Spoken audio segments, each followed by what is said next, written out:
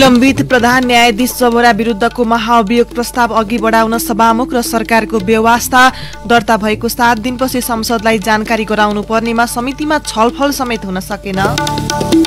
MCC सम्झौता अनुमोदनबारे पार्टीको धारणा सार्वजनिक गर्दै एमाले र एकीकृत समाजवादीका नेतृत्वद्वारा एक अर्काको आलोचना। एमसीसीलाई एमाले विभाजन गर्न प्रयोग गरिएको अध्यक्ष ओलीको आरोप। माधव नेपाल भन्नुहुन्छ केपी ओलीमा देशभक्ति नै छैन। एमसीसी अनुमोदन भएपछि सत्तारूढ गठबन्धनलाई राहत। चुनाव समय सत्तारूढ दलबीच सहकार्य हुनेमा भने आशंका। रुसको आक्रमणपछि युद्धमा धकिएको युक्रेनलाई 9 अर्ब डलरको सहायता दिने विश्व ब्याङ्कको तयारी। र खेलाडी संघको स्पोर्ट्स अवार्डमा 12 महिला सहित 27 खेलाडी सम्मानित। भलिबलकी अरुणा शाही र फुटबलर विराज महर्जन सर्वोत्कृष्ट खेलाडी घोषित। नमस्कार, कान्तिपुर डायरीका साथमा साथी रमेश र मकेशु। समाचार अब विस्तारमा। निलम्बित प्रधान न्यायाधीश चोलेन्द्र शमशेर जबरा विरुद्धको महाभियोग प्रस्ताव अघि बढाउन सभामुख र सरकारले कुनै पहल गरेका छैनन्। प्रस्ताव दर्ता भएको 7 दिनपछि संसदलाई जानकारी दिनुपर्ने प्रावधान भए पनि 18 दिनसम्म यो विषयमा प्रतिनिधि सभाको कार्यव्यवस्था परामर्श समितिमा छलफल समेत भएको छैन। जबरा विरुद्ध सत्ता साझेदार कांग्रेस, माओवादी केन्द्र र नेकपा एकीकृत समाजवादीका 98 सांसदले फागुन 1 मा संघीय संसद सचिवालयमा महाभियोग प्रस्ताव दर्ता गराएका थिए। प्रधान न्यायाधीश, सर्वोच्चका न्यायाधीश लगायत संवैधानिक निकायका पदाधिकारी विरुद्ध महाभियोग प्रस्ताव दर्ता भएमा संसद अधिवेशन चलिरहेको भए 7 दिनपछि सभामुखले बैठकमा जानकारी दिनुपर्छ।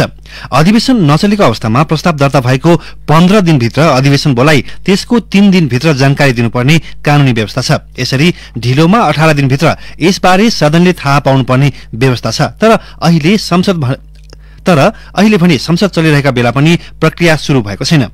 न्यायपालिका प्रमुख विरुद्ध दर्ता भएको महाभियोगको प्रस्ताव अगाडि बढाउन व्यवस्थापिका प्रमुखले पनि पहल गरेका छैनन्।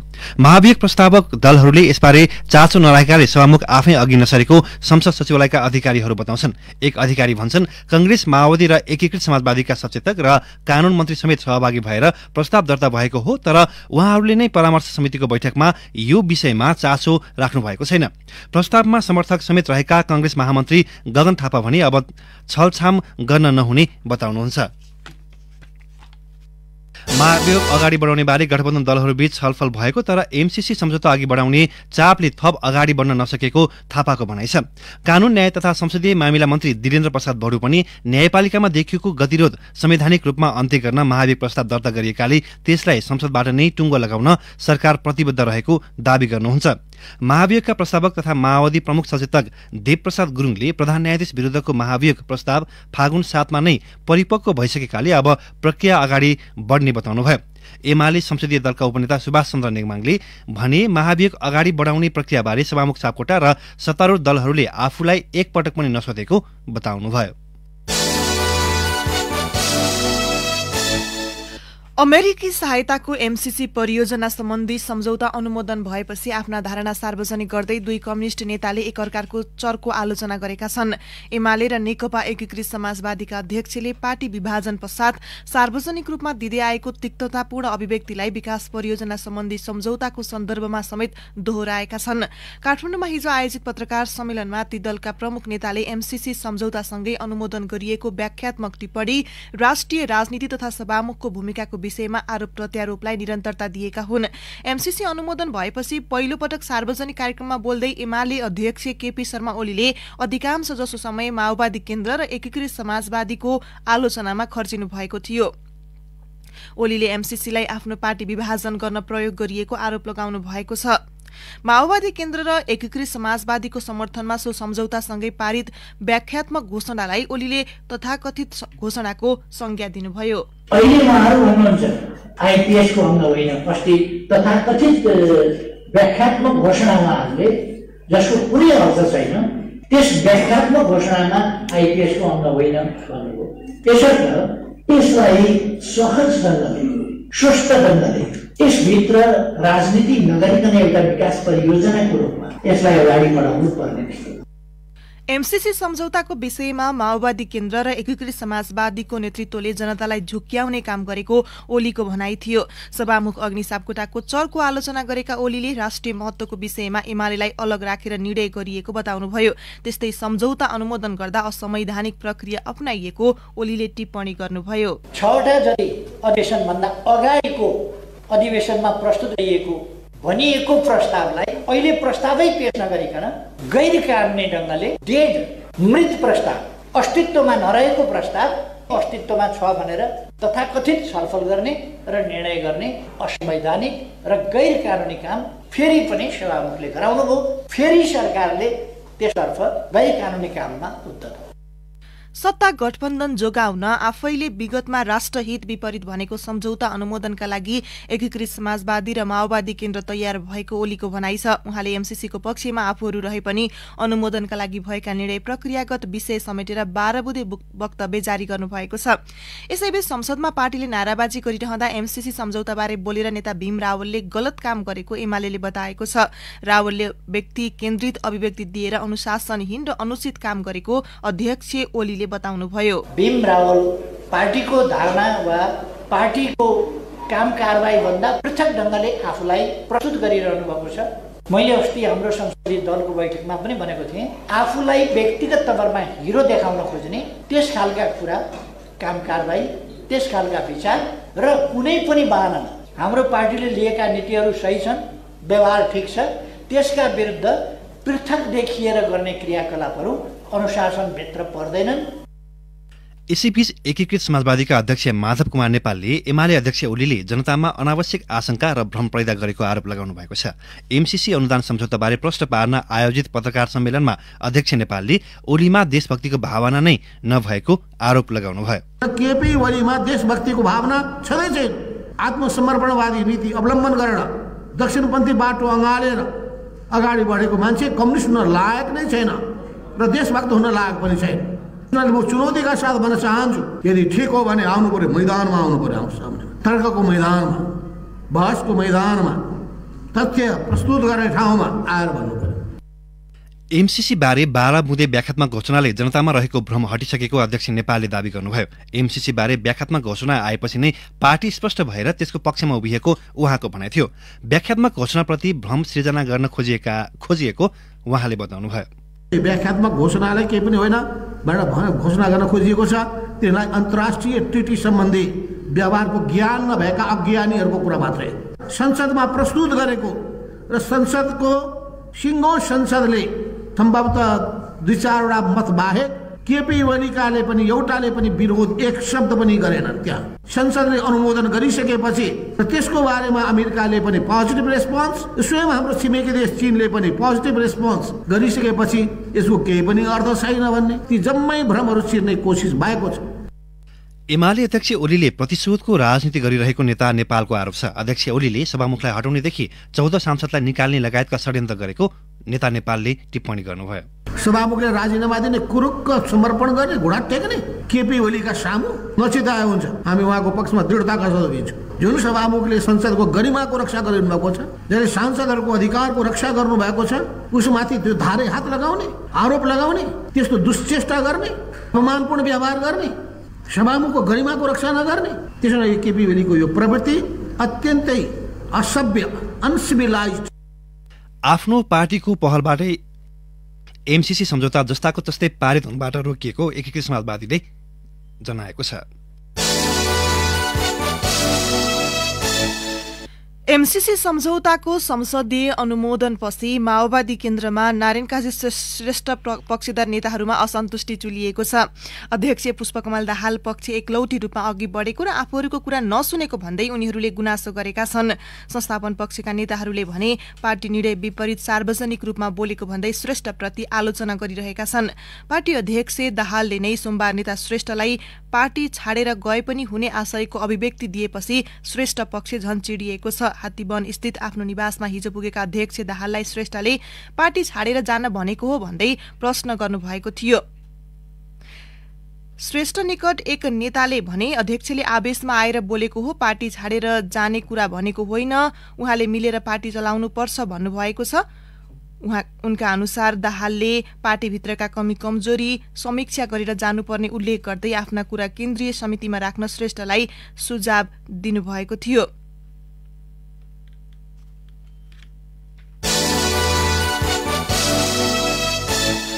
मतदाताले उम्मेद्वार अस्वीकार गर्न सक्ने प्रावधान मतपत्रमा राख्न सर्वोच्च अदालतले 2 वर्ष अघि सरकारलाई दिएको आदेश आसन्न स्थानीय निर्वाचनमा कार्यान्वयन नहुने भएको छ। सरकारले सर्वोच्चको आदेश अनुसार कानून नबनाउँदा राजनीतिक दलका उम्मेद्वार अस्वीकार गर्न पाउने अधिकारबाट मतदाता वञ्चित हुने भएका हुन्। सर्वोच्चका न्यायाधीश द्वय हरिकृष्ण कार्की र सपना मल्लकको संयुक्त इजलासले 2076 असोज 1 मा राजनीतिक दलले उठाएका उम्मेद्वार छनौट गर्न पाउने अधिकार नागरिकमा हुने र तिनलाई अस्वीकार गर्न पाउने अधिकार पनि जनतामा निहित हुने गरी कानून बनाउन आदेश दिएको थियो।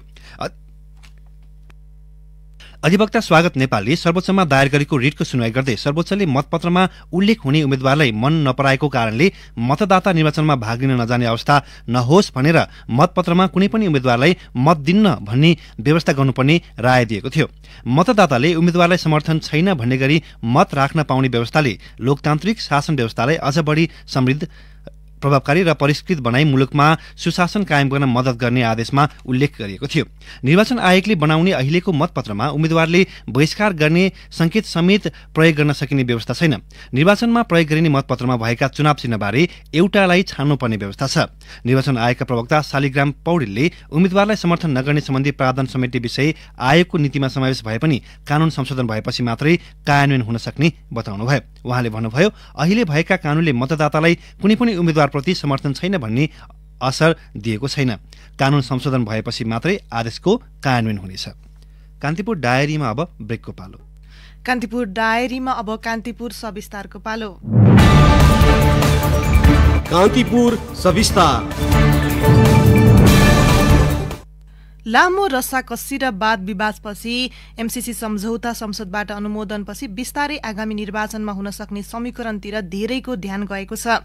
एमसीसी अनुमोदनको विषयलाई सत्तारूढ गठबन्धन दलमै धरापमा परेपछि माओवादी केन्द्र, एकीकृत समाजवादी र जनता समाजवादी पार्टी पक्षमा उभिएका थिए।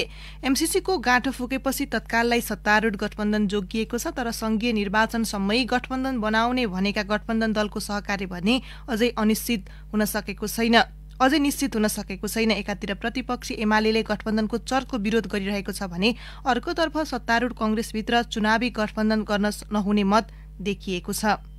सत्तारूढ गठबन्धन भित्र र बाहिर लामो माथापछि व्याख्यात्मक घोषणाका साथमा प्रतिनिधि सभाबाट एमसीसी सम्झौता पारित भएसँगै राजनीतिक गतिरोध तत्कालका लागि अन्त्य भएको छ। एमसीसी अनुमोदन भए पनि नेताहरूको अभिव्यक्तिले गठबन्धन भित्रै हार्दिकता नभएको सन्देश भने दिएको छ। एमसीसी अनुमोदनमा गठबन्धन दलले सहमति गरिरहँदा तिनै दलका कतिपय सांसदहरू विपक्षमा उभिए। एमसीसीको संघारमा एकाएक यो टर्न भएका माओवादी केन्द्रका अध्यक्ष पुष्पकमल दाहालले आफ्नो निर्णयको बचाउ गर्दै लोकतन्त्र रक्षा तथा गठबन्धन जोगाउनका लागि आफू अनुमोदनको पक्षमा उभिएको दावी गरे। उनले भने, यो गठबन्धन बच्ला या नबच्ला, यो सरकार बच्ला या नबच्ला, अर्को समीकरण बन्ने हो कि या के हुने हो भन्ने जस्तो स्थिति थियो।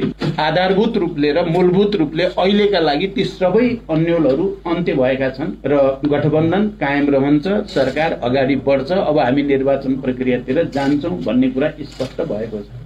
राजनीतिक परिस्थिति हेरेर कुनै पनि बेला जस्तोसुकै निर्णय गर्ने नेताको छवि बनाएका अध्यक्ष दाहालले आगामी चुनावसम्मै गठबन्धन लैजाने र राजनीतिलाई आफ्नै वरिपरि घुमाउने संकेत गरेका छन्। तर एमसीसीमा गरेको निर्णयका कारण दाहाल पछिल्लो समय पार्टीभित्रै अप्ठ्यारोमा छन्। यही फागुन 20 गते बस्ने केन्द्रीय समिति बैठकमा पार्टी अध्यक्ष दाहालको एकलौटी निर्णयको गम्भीर समीक्षा हुने नेताहरूले बताएका छन्। एमसीसी अनुमोदनमा निर्णायक भूमिका निर्वाह गरेका कांग्रेसका महामन्त्री गगन थापा भने संघीय निर्वाचनसम्म गठबन्धन जानेमा विश्वस्त छैनन्।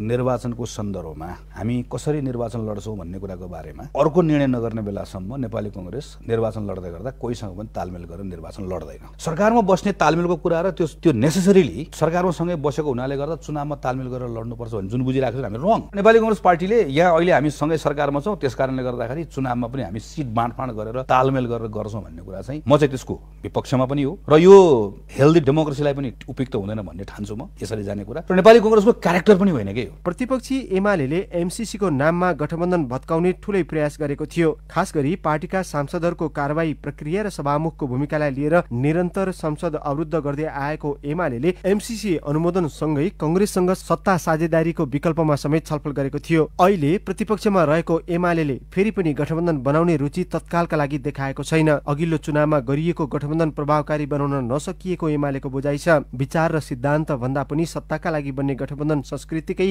पार्टीमा गम्भीर समीक्षा भइरहेको एमाले उपमहासचिव विष्णु रिमालको भनाइ छ। गठबन्धन महागठबन्धन जे बने पनि मुलुकका लागि फाइदा नभएकाले आगामी चुनावमा एक्लै लड्ने गरी पार्टी अघि बढिसकेको रिमालको भनाइ छ। चुनाव हामी लड्छौँ, उहाँहरू लड्नुहोस्, उहाँहरूले जित्नु भने उहाँहरूले शासन गर्न होला, हामीले जिते हामी शासन गर्छौँ, स्वच्छ चुनाव लडौँ न, लोकतन्त्रको मूल्य मान्यतामा तलमाथि नगरौँ, यति मात्रै हो। गठबन्धन बाहिर पनि अन्य दलहरू छन्, उनीहरूसँग सहकार्यको सम्भावना के छ? उहाँहरूले चाहनुभयो भने सहकार्य गर्न मिल्ने ठाउँ गरौँला, तर अब अहिले हाम्रो कसैले नि केही भनेको छैन। एमाले आफ्नो तरिकामा लागेको छ, आफ्नो तरिकामा लागेको छ। नेपालमा चाहिँ इन्डियाको जस्तो ग्रान्ड कोलिसन भने जस्तो अथवा चाहिँ गठबन्धन महागठबन्धन भन्ने चलन छ नि, त्यस्तो यहाँ चल्छ जस्तो हामीलाई लाग्दैन। किनभने विशाल गठबन्धन बनाएर चुनाव लडेको परिणति त हामीले भोग्यौँ नि त यो 3-4 वर्षको अवधिमा। उता मधेसका दलहरू समेत अहिले सत्ता र प्रतिपक्षको कित्तामा छन्। उपेन्द्र यादव, डाक्टर बाबुराम भट्टराई नेतृत्वको जनता समाजवादी पार्टी जसपा सरकारमा छ भने महन्त ठाकुर नेतृत्वको लोकतान्त्रिक समाजवादी पार्टी लोसपा प्रतिपक्षमा छ।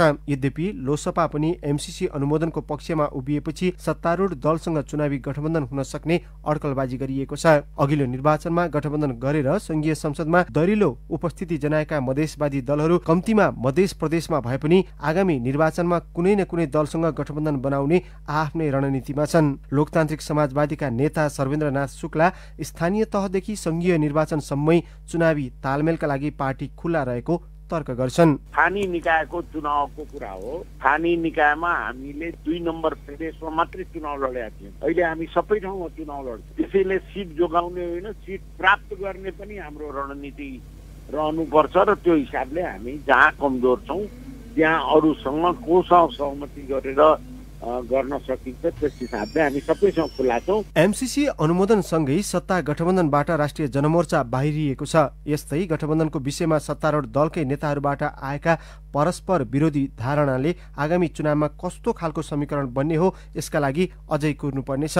तर समीकरणको सुनिश्चितता नभए पनि प्रमुख दलहरूलाई स्थानीय तह सहितको निर्वाचनमा ढिलाइ गर्ने सुविधा भने प्राप्त हुने छैन। रेडियो कान्तिपुरका लागि अनिल परियार। कान्तिपुर सविस्तार।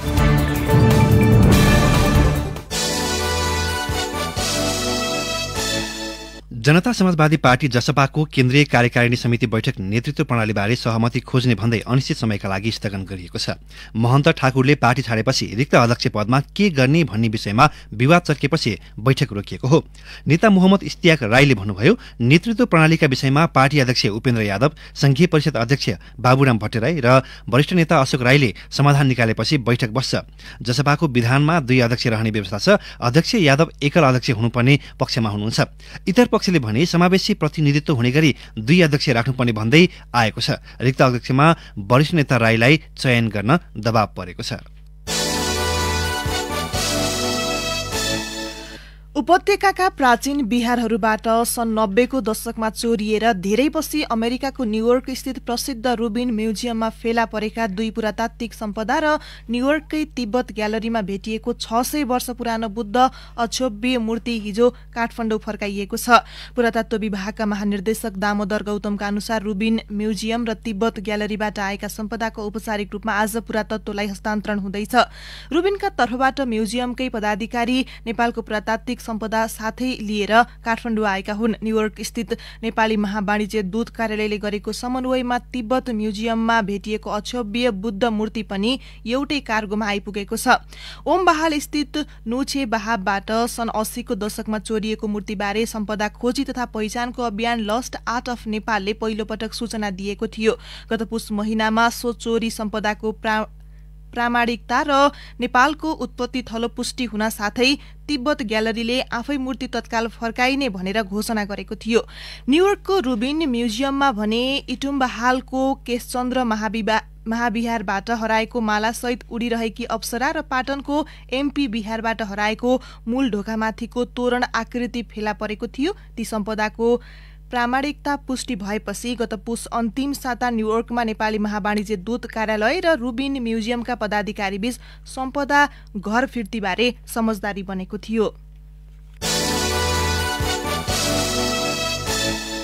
मन्त्री परिषद बैठकले विद्युत नियमन आयोगका अध्यक्ष सहित 3 पदाधिकारीलाई पदमुक्त गरेको छ। करिब 2 महिना लामो छानबिन प्रक्रियापछि आयोगका अध्यक्ष दिल्ली बहादुर सिंह तथा सदस्यहरू रामेश्वर प्रसाद कलवार र भागीरथी गेवालीलाई सोमबारको मन्त्री परिषद बैठकले पदमुक्त गर्ने निर्णय गरेको हो।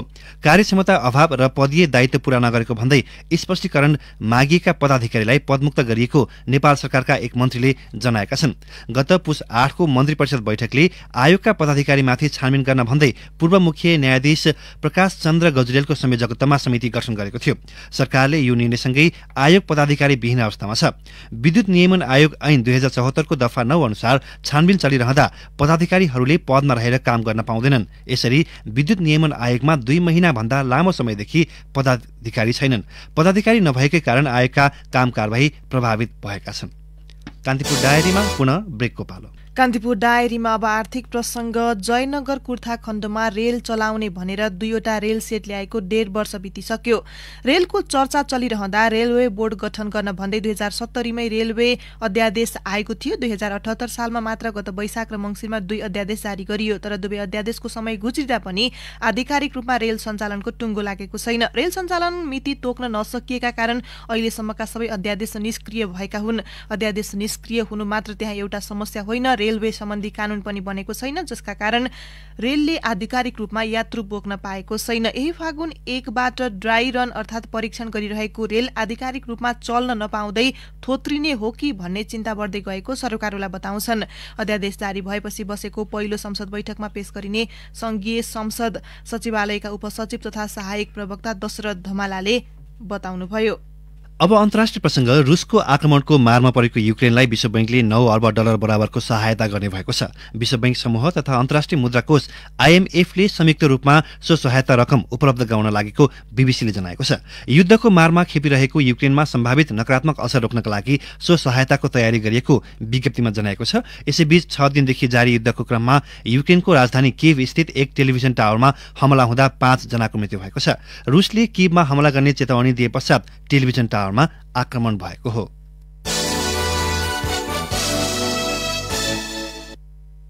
अब खेल प्रसंग। नेपाल राष्ट्रिय तथा अन्तर्राष्ट्रिय खेलाडी संघले प्रदान गर्दै आएको स्पोर्ट्स अवार्डमा यो पटक 27 खेलका गरी 12 महिला र 15 पुरुष खेलाडी सम्मानित भएका छन्। खेलाडी संघको आयोजनामा हिजो ललितपुरको वज्रबाराही मन्दिर परिसरमा भएको 16औं अवार्डमा विभिन्न 27 खेलका उत्कृष्ट खेलाडी घोषित भएका हुन्। राष्ट्रिय महिला भलिबल टोलीकी कप्तान अरुणा शाही र राष्ट्रिय फुटबल टोलीका पूर्व कप्तान विराज महर्जनलाई सर्वोत्कृष्ट खेलाडी घोषित गरिएको छ। यस्तै तेक्वान्दोकी पार्वती गुरुङ र ट्राइथोलनका हिमाल टमाटा प्रतिभा खेलाडी घोषित भए। ब्याडमिन्टनका जुनियर तर्फका नम्बर 1 खेलाडी प्रिन्स दाहाल र दक्षिण एसियाली खेलको साकी दोहोरो स्वर्ण पदक विजेता निमा घरती मगर उदीयमान खेलाडी घोषित भएका छन्। यस्तै तेक्वान्दो खेलाडी पलेशा गोवर्धन उत्कृष्ट पारा खेलाडी घोषित भएकी छन्। एबीसी एसियन सेन्ट्रल जोन महिला भलिबल च्याम्पियनको उपाधि लगातार दोस्रो पटक जितेको राष्ट्रिय महिला भलिबल टोलीलाई संघले विशेष सम्मान गरेको छ। यस्तै एथलेटिक्सका पूर्व प्रशिक्षक एवं ओलम्पियन पुष्पराज ओझा गजराज आदर्श खेल व्यक्तित्वबाट सम्मानित भएका छन्। गत वर्ष कोभिड-19 का कारण राष्ट्रिय तथा अन्तर्राष्ट्रिय स्तरका अफिसियल खेलकुद प्रतियोगिता नभएको हुँदा नेपाल ओलम्पिक कमिटी NOC-बाट आधिकारिकता प्राप्त 27 खेललाई आधार मानि ती खेलका खेलाडीलाई पुरस्कृत गरिएको संघले जनाएको छ। सम्बन्धित संघको सिफारिसमा उत्कृष्ट खेलाडी छानिएका थिए। दोस्रो संस्करणको नेपाल सुपर लीग फुटबलका लागि खेलाडीको वर्गीकरण सहितको अक्षम सूची सार्वजनिक भएको छ। आयोजक नेपाल स्पोर्ट्स एन्ड इभेन्ट म्यानेजमेन्टले सूचीमा रहेका 242 खेलाडीलाई दर्ता गर्न आह्वान गर्दै हिजो वर्गीकरण सार्वजनिक गरेको हो। जसमध्ये क्याटेगोरी A मा 40 खेलाडी छन् भने B र C मा समान 101 खेलाडी छन्। आगामी चैत अन्तिम सातादेखि सुरु हुने सुपर लीगमा यसपटक 10 टोलीको सहभागिता रहनेछ। पहिलो संस्करणमा 7 टोलीले सहभागिता जनाएका थिए। दोस्रो संस्करणको प्रतियोगिता काठमाडौँ र पोखरामा हुने आयोजकले जनाएको छ। अब मौसम सम्बन्धी जानकारी काठमाडौँ उपत्यका सहित मुलुकभरि मौसम बदली हुने मौसम पूर्वानुमान महाशाखाले जनाएको छ। पहाडी भूभागका केही स्थानमा मेघ गर्जन सहित वर्षाको सम्भावना रहेको छ। केही बेर अघि 9 डिग्री सेल्सियस मापन गरिएको काठमाडौँ उपत्यकाको अधिकतम तापक्रम आज 23 डिग्री सेल्सियससम्म पुग्नेछ। सूर्योदय केही बेर अघि 6:28 भयो भने सूर्यास्त साँझ 6:04 हुनेछ। हवस् त यिनै प्रसंग सहित कान्तिपुर डायरीको यो बुलेटिन अहिलेलाई यही सकिन्छ। साथी रमेश र म के सुविधा हुन्छौं। नमस्कार।